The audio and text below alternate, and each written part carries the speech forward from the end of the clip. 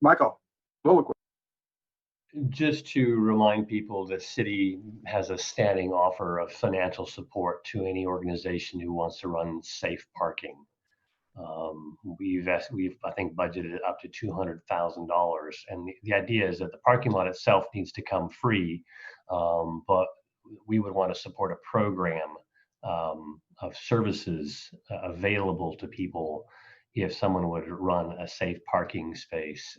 There's also a range of opinions on safe parking. It seems like one of those lousy stopgap measures, but nonetheless, I support lousy stopgap measures when we need to do them. I think the issue is that those organizations, churches often, who have a parking lot or something that they would like to offer for safe parking are the same partners we're probably already leaning on for the other needs. The sticking point is always kind of the same. We need paid, I think, professional trained staff as well as physical locations. We need to build that capacity in organizations. City has set aside some money for safe parking. No one has taken us up on that offer yet, and probably for good reasons. It's not easy. Emily. Yeah, sorry. What we also need is prevention and like actual taking care of human solutions. And I think it can be really hard to live in the world of crisis planning constantly if we aren't continually anchoring ourselves in the how do we continue to get into and stay in this mess. And that's because we aren't taking care of people on the front end. And so I want us to make sure that we've got really solid bookends in these discussions, because it's so easy to get lost in the how do we set up a parking lot, but that's not actually a solution, right? And it's not a solution to homelessness. It's a really, and so if we give that, somehow if we figure out how to give that space the time and attention that it needs, which isn't all of our time and attention, it should be a small portion of our time and attention, and then figure out how to actually make sure that we aren't creating more of these problems by not investing in prevention and long-term solutions to homelessness. So I know it's not a particularly useful comment, but right now it feels like there's like this complete onslaught of need and consequence that's going to happen. And I just want us to not operate too much in a silo on that, and to really think about how these things are connected to other decisions that are being made within government, with budget planning, with policy, and tie these things together such that the need for all of this crisis work gets less and less over time, not more and more over time. And I feel like it's getting more and more over time, and we're getting lost in it. And that's not a counterpoint to we need responses, or emergency like shelter and placement. It's a please, can we not lose sight of the why we're here and the how we get out of it. Very good point. Joel? Yeah, I would agree with that, Emily, but I guess I would disagree with you a little bit, Michael, that I don't see I see the challenges of a safe place to park, but I don't see it as a stopgap so much as a gap bridging, because there seems, as somebody who's been through the system, I've started out with the so-called eviction prevention program that failed, and went through eviction and ended up living in vehicles and going through that with my family. I understand the challenges there along the way, and everybody has their own situation, but filling those gaps is going to be, each one of those gaps that we fill is going to be an entry point to help more people and to find those people that are falling through the gaps. Marcus? Yeah, thank you, Barry. Okay, I agree with all three of the last speakers. I really do. And also, I'm going to put on my HomesNOW cap and try to proffer solutions.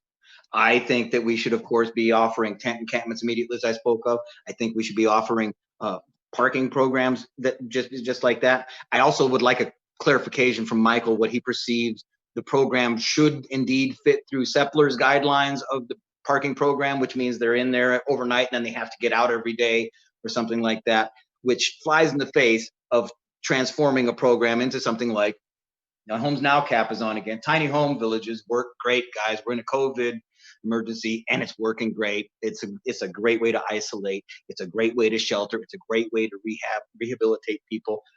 It's surprised me and everybody that's been around it. It's working fabulously. And I'm begging you all to embrace your own, get the funds together from wherever you get it and build your own tiny home village. But first, start with a tent encampment and start construction there on that same site.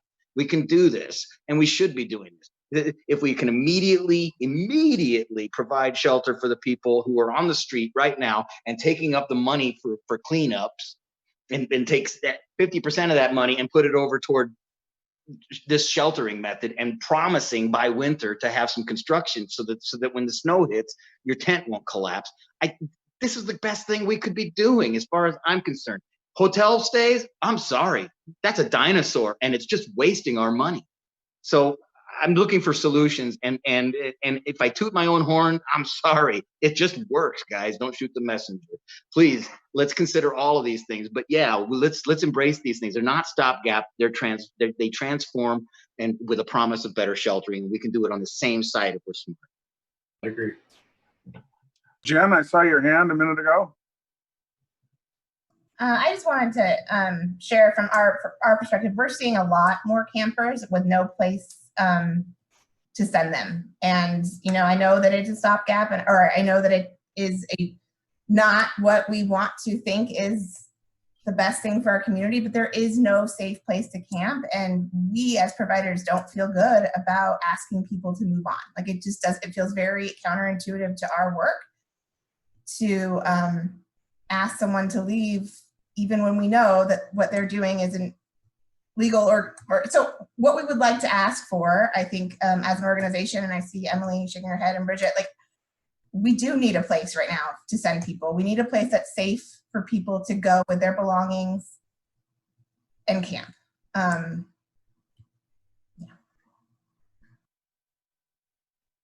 So let's just do those things and then we can move on from them, right? Like, if there's $200,000 at the city for a parking lot, let's just figure out how to do those things and then move on to long-term solutions, because we get stuck in this loop ad nauseum. And I think that at some point we just have to move through, right? And let's just remember that we humans created the systems and the rules, and we are the ones who then, if it's not working for our people, we need to just dismantle them a little bit. And sometimes there's, we can't make everybody happy in that, but I think this is a time when we can be bold and creative and not just like adhere to status quo. And so if we just like, let's use the parking lot at Civic Field, or, I mean, I don't want to like start a bunch of crazy things, but let's just be creative and fill a need.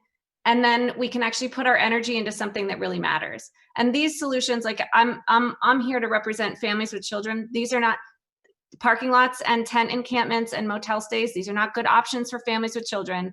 And we're never going to get to talk about families with children if we are constantly stuck talking about where can people camp with their tent and where can people park safely with their car.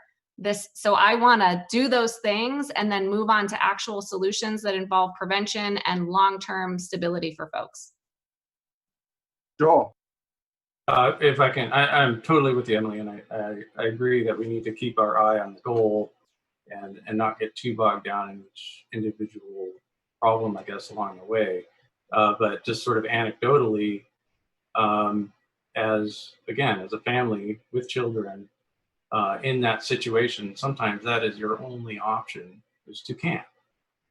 And when you don't have a place to go, I mean, so anecdotally, we were in a situation where we were attending a church, and we approached that church and said, we don't have any place to go for tonight, just one night. And they said, no, you can't camp. They had a lawn, they had a place that we could go. They even had a little fire pit there. And they said, no, you can't do that because incidentally, this was in Ferndale, because it's against city, county code. Can't allow that. And, so that's a barrier to, one simple barrier to a problem is, and I don't know where other cities are at in that.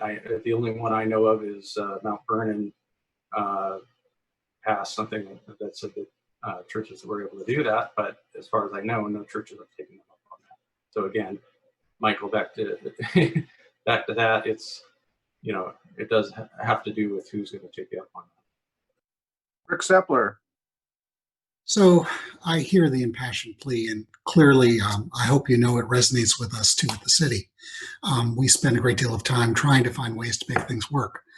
Frankly, folks, it's just not as simple as that. Period. It is just not as simple as saying just camp here and it's going to be just fine.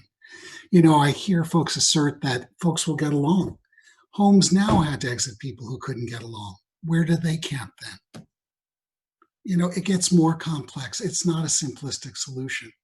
We can establish tent encampments. We have the provisions for them. Find an operator who wants to come forward. There's money on the table.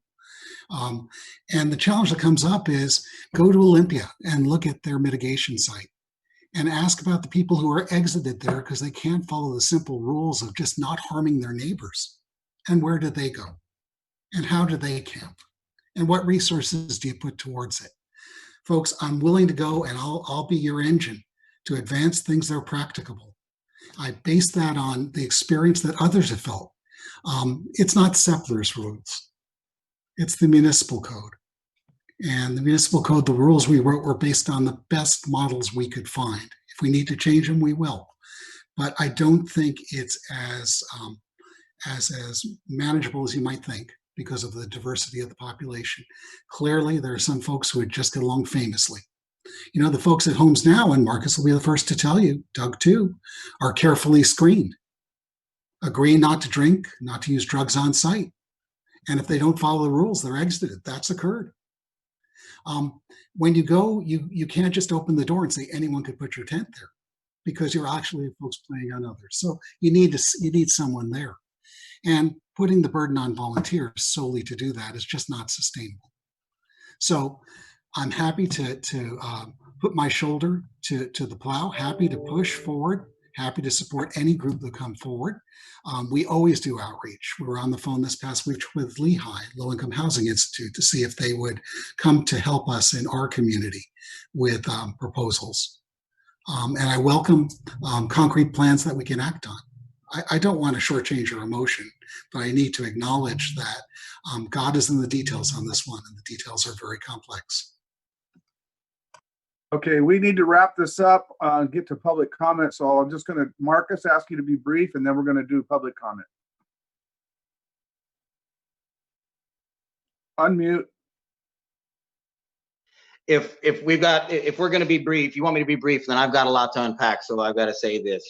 HomesNOW, by the way, if somebody comes in there and they test positively for a drug screen or something because of behavior, that doesn't throw them out on the streets. It gets them onto a program. And I just want to say that. As far as whether or not we glean from the top, there's going to be a lot at the top to be gleaned from. I'm telling you, we have people right now who are not homeless yet, who are looking for solutions, and they're going to find their way to the drop-in center, to the base camp. Okay, if somebody has bad behavior and doesn't treat their neighbor correctly, then they get exited. That happens with every program. The streets are full of people who've been exited from the missions properties. Now let's just not have that discussion. Let's look for real solutions on it. I'm sorry, Rick, and I do want to know if we have if it's not Sepler's policy, is it the same policy that you did proffer, Rick? That's all I'm asking about that. Now I do need to talk something right now, guys. As homeless advocate, I asked before nearly a year ago to observe the cleanups, the camp cleanups, the BPD performs in our streets. And at the time, I did not take them up on, they said that I could, and I did not take them up on that because I had other stuff in my life. I'm all volunteer. I am unpaid on this position. I'm unpaid with HomesNOW. I do this all voluntarily. Now, I did go out on the sweeps when I realized that Ann Beck had given Ann Deacon had given the recommendation that campers stay in their tents because she was following CDC recommendations as well. And BPD followed up. Flo Simon said in our meeting March 20th, I believe, that BPD would not sweep, would not clean up these tents. Then it resumed after a period of time. They say around 6 weeks. I think it was a little bit earlier. I'm not going to fight that right now. But June 1st, I went out on cleanups. What I saw was egregious failure. Okay, I've been told what the policy is by Chief Dahl personally. I meet with him weekly. But in the sweeps, cleanups, sweeps, whatever you want to call them, and whatever the differentiation is, the officers in the field had no idea what the policy was, had never heard that the CDC recommended anything, had never heard the health department recommended anything. I said, what are your orders to do? They told me that their orders were to go systematically down every complaint that they left behind and clean up every camp. That's what they thought they were doing. These officers were not wearing masks. They were systematically doing cleanups. They're looking at written orders that I have copies of. Why are we cleaning up this camp? Bike chop shop. That's not a health issue. Yet this is Dahl's policy from above, that we wouldn't be moving a camp just based on stuff like that. Why? And Dahl's policy is still, to this day, not written down anywhere. And I've been calling for it since the beginning of June. I've interviewed 6 different officers while I was observing these sweeps, cleanups. None of them had any awareness of Dahl's policy. And I've been begging the brass of BPD to please tell the officers in the field what their policy is. Just write it down on the piece of paper they're looking at. Bike chop shops, increased crime in the area, sweep that camp. This is all flying in the face of Dahl's proposed verbally policy. We still don't have a written copy of it. July 15th, I had a big Zoom meeting with the top brass of BPD, where I found out that a hot team member is the sole arbiter of who the heck gets cleaned up and who doesn't. We asked then for any list of camps that get left behind. That never came out. July 20th. Wait a minute. Where am I at here? Let's see. July 6th, I went to City Council. July 6th, I talked to Seth on the phone in the morning. I said, please introduce an emergency agenda item so that I can proffer solutions to you, to what you're seeing as the problem. I would like to be able to support you. And he wouldn't do it. And then we went to council, and the entire comment section was taken up on this issue. And what did we get from council? Not anything, not even a comment. Good night, everybody. The next council session, more of the same, exactly the same. Nothing, okay? Now we're in a position where, let's move forward to July 24th. I had a meeting, well, it was our normally scheduled Homes Now, Not Later meeting with Chief Dahl, Rick Sepler. Flo Simon popped in on that one, and so did Hannah, okay? And I'm sorry, Hannah Stone, seated city councilor. She actually asked for documentation. Do you have a copy of your policy, please? Can I have that? Can I see the list of people, you know, a spreadsheet or something of camps that are not being cleaned up? And can we get a health professional out there to actually do the assessment? While we have the admission from Dahl that he cannot possibly actually enforce his rules, his policy, without having a health professional there to make that judgment call, because there's nobody there to make that judgment call. Only a hot team member weeks before, perhaps. That doesn't say anything about the present state of the camp that you're cleaning up right now. I've witnessed entire streets cleaned up by order. Clean up all of that street and move them over a block. We just witnessed 3 days ago, C Street just got cleaned up. Where are they? D Street. See you next week. That's what we're doing. This is not per CDC standards at all, not per the health department's recommendations earlier.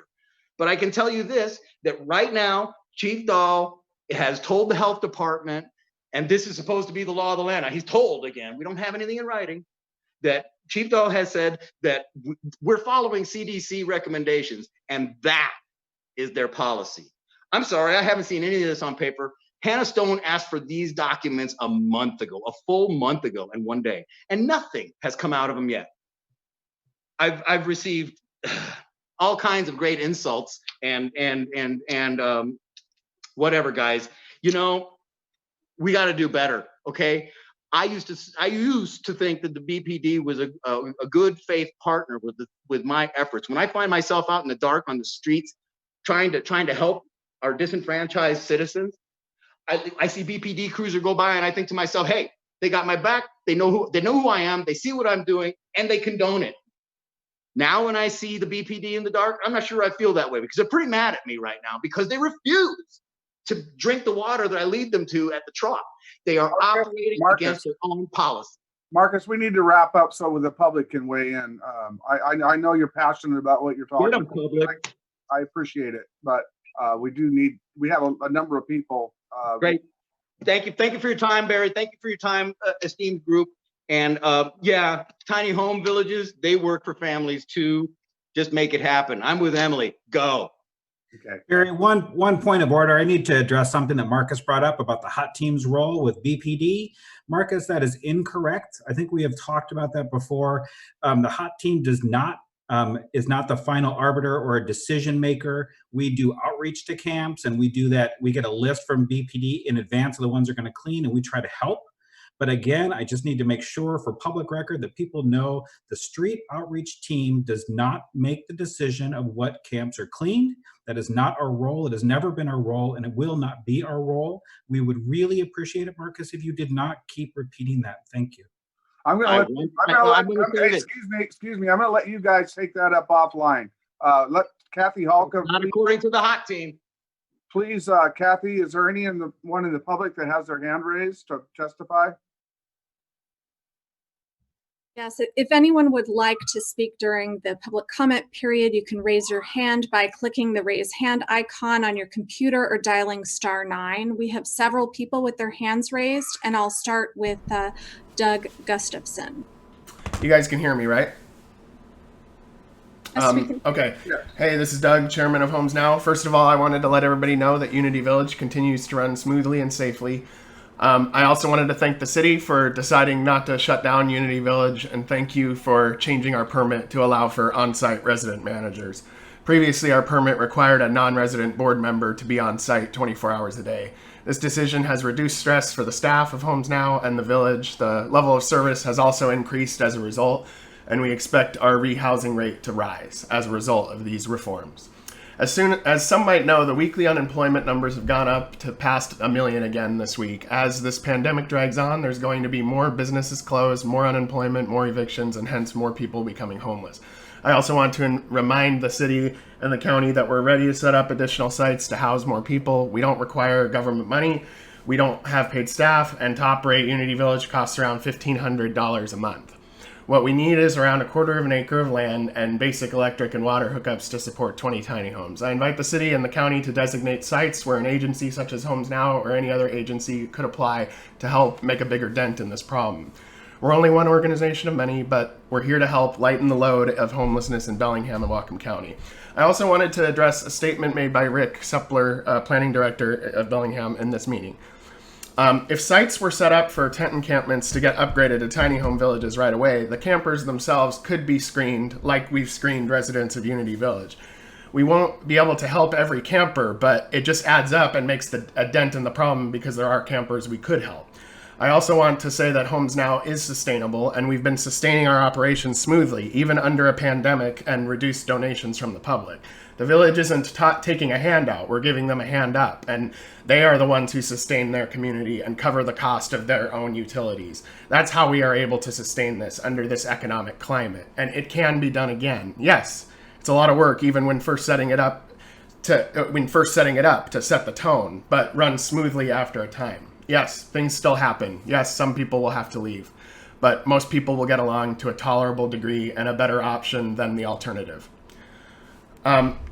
In regards to the camp cleanups, I have requested before, and I would like to see written policy of cleanups, determining factor in camp cleanups, with the officers on the ground getting that policy. A flow chart indicating what leads to a displacement of a camp, as well as a definition clarification between sweeps and cleanups. 30 seconds, please. I think it would be prudent for the county to set up a public oversight board and hire somebody as an ombudsman to investigate when claims are made by members of the community if they have been unfairly treated or their rights have been subverted in some way. The oversight board could also analyze policies and actions of various departments to ensure efficacy and fair treatment of homeless individuals and others across the board. There's a lot of work to do in many areas. Please consider all points. Thank you. Thanks, Doug. Who's next, Kathy? Next is Catherine, followed by Marissa and Dina. So I'll go ahead and unmute Catherine. Welcome, Catherine. Go ahead. Hi, this is Catherine Arlowski, and I think it was earlier, maybe 2 weeks ago, my friend who does live in a van because, you know, coronavirus has given her this lovely unemployment, and she decided to, you know, live in a van because there wasn't any other options for affordable housing. So she was parked on Orleans Street over by Civic Field and was improperly giving an encampment warning, wasn't there maybe an hour or two. I spoke to Richard Griffin at the Parks and Rec Department. He acknowledged he was very transparent and very concerned, but there was so much confusion. And he spoke to Sergeant Mike, who's our traffic sergeant. And there was basically, we found out no clear policy. There was a lot of retraining needed. He admitted to the improper warning being given out. And overall, just a lot of uncertainty with the policy. So I'd like to see a policy too, because I know there's multiple entities that handle encampment. Now I want to get over to, I support the idea of having oversight board because there is a lot of confusion during this coronavirus time. And as for the safe parking lot, I am still very passionate about that. And I will start calling every entity that I can find because there's a plethora of volunteers that can sustain these movements and these causes because it's that scary out here. And we're doing this out of the passion of our own hearts because it is that scary and impactful to, you know, harm health and whatnot. And so I could start a tiny house village for families too as well. We have all the volunteers lined up in place. And I just want to really impress upon you how many volunteers we have because it's that serious out here. I know we don't have expertise and, you know, we bring a lot of skills and talents to the table, and it is working in models like HomesNOW. It's very minute of the people, you know, we have to kick out or remove because it's just working overall. And so I agree with many of the points, especially with Emily, that I'm very passionate about the families and children too. And I'm just seeing more and more and more of them. Thank you for your time. I can't imagine doing your job. And I appreciate you immensely. Thank you, Catherine. Could you please state your, spell your last name? Orlowski, O-R-L-O-W-S, as in sunshine, K-I. Thank you. The next speaker is Marissa, followed by Dina, and then Justin. Welcome, Marissa. Hi, thank you very much. My name is Marissa Shepik. I am the Homeless Outreach Coordinator with Opportunity Council. I wanted to thank everyone for all of your hard work to help our community. I'm here today to listen and wanted to give a small update on HOT. HOT continues to focus on outreach efforts, formulating partnerships, and has noticed an increase in people with very intense needs. The team recognizes how difficult it is to start programs and keep them running, and I want to be very clear. Amongst our outreach efforts, HOT's scope of practice does not include assessing camps for cleanup and does not assist with this process in any way. HOT's main goal when entering camps is to check on people, provide supplies, including water, food, etc., as well as PPE as needed, and offers assistance to connect folks to services. To date, HOT has given out over 10,000 masks to clients and partner providers. So I'd also like to thank Whatcom Unified Command for helping us with that. Marcus, I would like to address you. If you would like to have a calm, organized, and respectful conversation about HOT's role in the community, I'm more than happy to do so. I wanted to thank Mike Parker for helping to clarify HOT's role in the community, and just thank you for everyone's time for taking the time to work on everything and listen to us.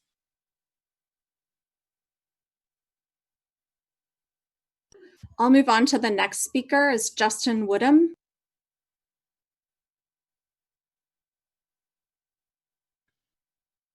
Hello, everyone. Can you hear me? Hi, okay? Justin. Go ahead. Yeah, we can hear you. Great. Thank you. First of all, I just appreciate everybody's effort on this super important issues, and I just really respect y'all for being here and putting in the time. I have 2 points that I'd like to make, really. The first one is on the so-called sweeping or cleanups of these camps. So I just want to share a little on that. In my early 20s, I was homeless in a large metropolitan city. Sometimes I camped in squat camps, and other times I slept on concrete. I realized that people living in these non-approved camps can sometimes be the more challenging folks to work with. And I understand that you all have a need to balance interests and find, balancing long-term and short-term goals.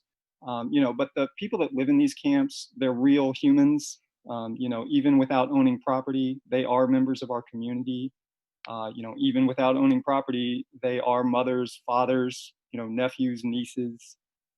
They already face challenges in their daily lives that you and I do not, and they deserve a fair chance at surviving this pandemic like everyone. I think, bare minimum here, stop the sweeping of camps.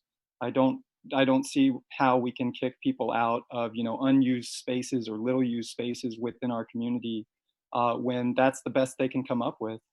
It's not the time for that. It's inhumane, and I really plead with y'all to just find a way to put an end to that, please. Just a second note on, sort of balancing long-term versus short-term goals and solutions. I completely understand the desire to find long-term solutions. My career since then has mostly been in business, and I am very much like your efficiency-seeking project manager type. So I get it.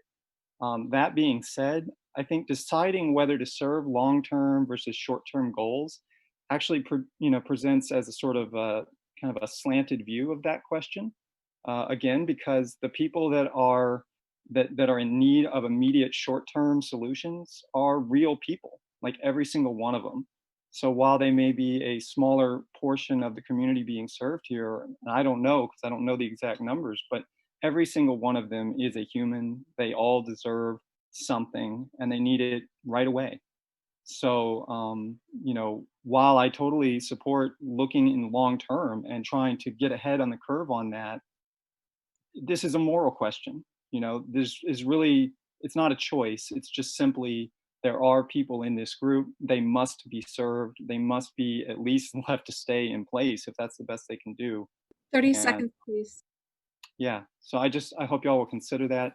Again, thank you for the time, and thank you for your continued work and your passion on this. And I believe that we have some of the smartest people and the most passionate people in the community right here. And I believe in you, and I just, I encourage you to really consider what I'm saying here. Thank you for your time. Thank you, Justin. I'll move on to Heather Dahlberg. Hi, Heather. Hi, everybody. Thank you so much for the work you're doing. This is my first time listening in, and I'm absolutely excited for who you are and what you're doing. I've been working with a church group, and we've been discussing how we can help. And homelessness has been one of the ways that this church has helped. And you probably know who they are, but I'm not going to volunteer their name. But you did say something about, we have the money for the parking, but nobody has stepped up to the plate. So I would just love to know, and this might not be a question answer session, but something I'd love to follow up on with somebody is, what is it that you need to be to qualify to try to set up the car parking? Because would love to look into a solution for that. And just real quickly, my own personal experience as of late, and I've had lots of experience on the streets, blogging about it, meeting people, some very bad experiences, some very good experiences, some volunteerism with HomesNOW and other areas. But my most personal experience has been with a mom, and her 14-year-old daughter has been living with us on and off for 6 years. And every time I tried to help her get through the system, things would go wrong because of mental issues and different things, and just a lack of being able to really jump through some of these hoops.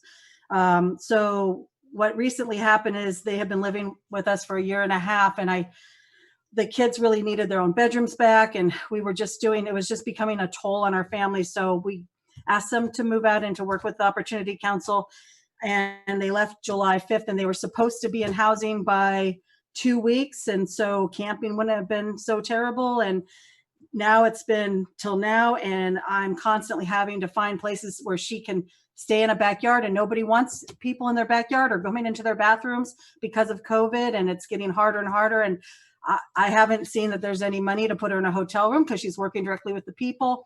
And because of COVID, the delay on the apartment that they found her keeps getting pushed back another month. And I absolutely can't. I have to let the kids have their life back, you know, in our house. So those are one of the people that you don't know about in this world, and it's happening every day. That's all I have to say. Thank you so much. If anyone can follow up with me on the parking, I'll be happy to look into it with this church group. Barry, if it's all right, and it's all right with Rick Sepler, can I just share Rick Sepler's email address for her to contact with regard to safe parking? Yes, absolutely. Is that okay, Mr. Sepler? Sure, absolutely. Thank you. Rick's address is, hold on, I think it's RM Sepler. Where is it? If I'm I wrong. could do it. Thank I'm you, familiar sir. with it. rmsepler@cob.org. I got it. Thank you very Thank much. you. Have a great day, everybody. Thank you, Heather. The next speaker is Sherry Lapoff. Go ahead, Sherry. Mute. Hello, are you hearing me? Yes. Okay, great. I'm Sherry Lapoff. I am a volunteer with HomesNOW, and I mostly do outreach. I want to thank Emily, particularly, for acknowledging that there is differential in homelessness, that there's the urgent needs to get them through to live till morning, and in the winter, that's exactly what it is, as we all know. And the long-term, putting energy and money into long-term solutions. We have to acknowledge the people on the street that right now are thirsty. There's no common place to go for water these days, and it's a huge problem. They are very thirsty. I bring dollar jugs of gallon jugs from the dollar store downtown and plant them around and give them to people, and there's no place to go. They have had relationships with businesses that are now closed, and so they could kind of do that. Some know of a secret spigot around town, but it is a terrible problem, and it is time. There are other communities, and there's certainly that have simply set up stations around areas in town where homeless people live. So I thank everybody for all the work they're doing. There's a lot more discussion. The sweeps are a huge issue, and we are spreading COVID by disrupting these people. We are spreading it, and it definitely, the policies and procedures need to be looked at very closely and followed for the safety of the whole community, and certainly for the safety of those people. Thank you very much, and I will continue to follow what you're doing. Thank you. Thanks for being with us, Sherry.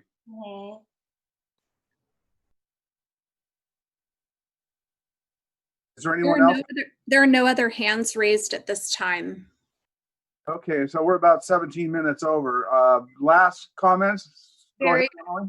I have two. One, we talked about going to every other week, and I just want to make sure that we have enough time for our discussions and for public comment.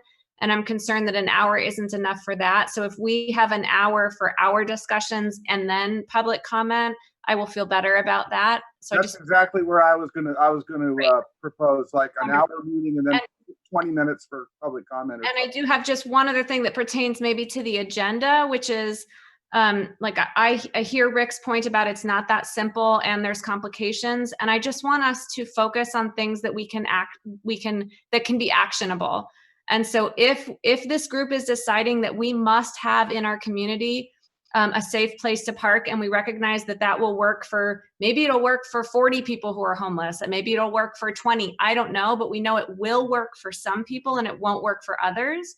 If we decide that that's a priority, then let's dedicate time to actually figuring out how to lift that off the ground. But if we keep having the same conversation and running into the same dead end, then let's say, okay, we're gonna not have this conversation for now because we know that we don't have the resources we need to make it work, so that it feels like an unproductive conversation where we're going in a loop. So if we can maybe at the end or somewhere in each of these meetings decide what topic to dig into the next time, maybe we can come prepared to try and action some items forward and not sort of just keep going in a loop that sometimes feels unproductive. Because I do think there's a distinction there between recognizing a need and actually deciding that we're going to address the need. And so that would be helpful for me. Yeah, sure. That sounds good. Okay, folks. Sorry, Barry. I would like to answer to the two different Opportunity Council people who spoke to me. You're going to have to do that offline, Marcus. I got to get to another meeting. I need to talk to the BPD and their team leader. That's it. They're the ones that said so. That's it. That's all I got. Okay. See you later, Thanks, guys. everybody. We'll get something out in an email as far as the next meeting goes.